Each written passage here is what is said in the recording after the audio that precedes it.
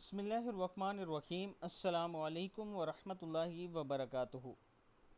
आबिद रज़ा channel की तरफ से आज मैं अपने दोस्तों को बहुत की प्यारी दुआ पढ़ना सिखाऊंगा।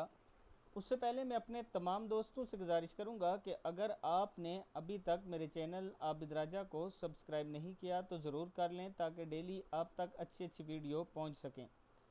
तो स्टार्ट करते हैं आज का लेसन। बिस्मिल्लाहिर्रहमानिर्रहीम।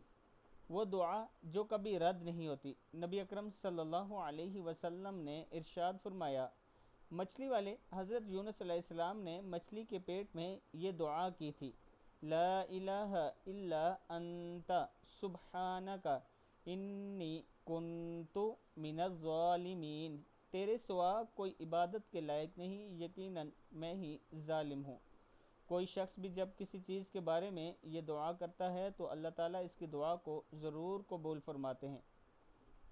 इस वीडियो को आप दोस्तों ने आगे ज़रूर शेयर करना है। अस्सलामु अलैकुम वरहमतुल्लाहि वबरकातुहू।